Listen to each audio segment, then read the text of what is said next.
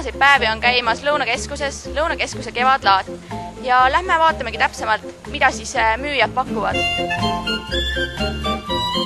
Ehk te räägite täpsemalt, millega teie siis üles astute siin Lõunakeskuse kevadlaadal? Mina olen välja töötanud endale sellised tootemudelid, istumispadjad, tumbad, ämblik ja tiiger. Ja need ongi siis sisustuselementideks koju lastele, lastetoa sisustamiseks, täiskasvanutel väga hea istuda. Lihtsalt ruumi kokkuhoiu mõttes on näiteks jube hea, kui on väike korter ja tuleb palju külalisi, siis saab üksteise otsa tõsta nad, kui külalised ära lähevad. Kust te sellise idee peale üldse tulite?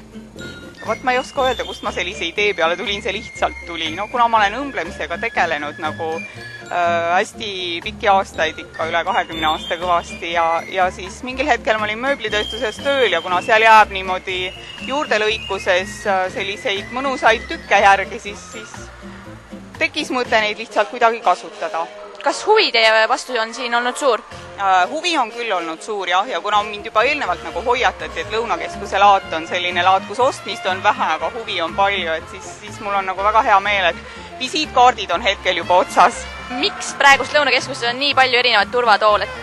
Meil on täna laupäeval toimumas siis Politsei, Maanteeameti ja Juku Keskuse koostööna turvatoolide õigesti kinnitamise infopäev.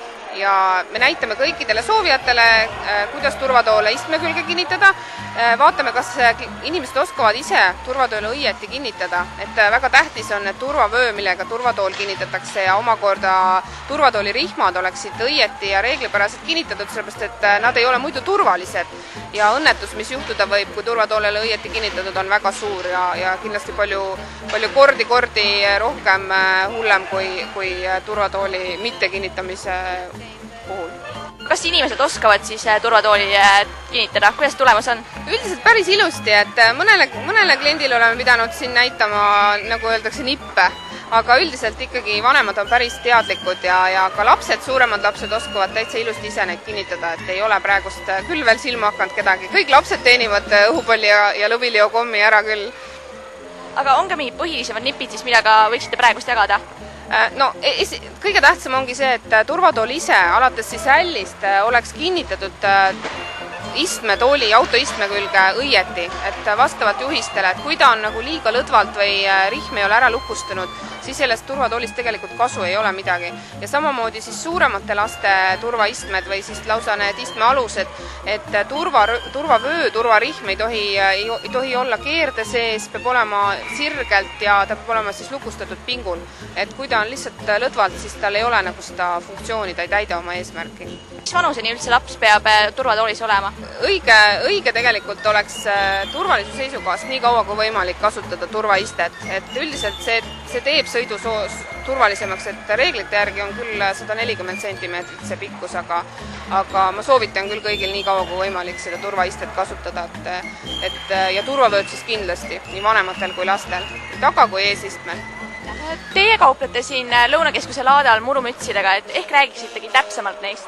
Murumüts on niisugune vana keskaegne, tegelikult on ta algselt on ta suisa kirikumüts ja murumüts on niisugune tore privileeg, et murumütsi võid sa ka kirikus pähe jätta. Ja hiljem siis kantitöö pani sama nagu tavaliselt, teatavasti ka Rooma paavstil niisugune väikene murumüts peas, mida ta nagu kogu aeg kirikus kannab. Ja hiljem siis läks ta niisugustega laiemasse rahvahulkadesse. Viimati kantisid teda ajalooliselt siis naised ja lapsed Harjumaal.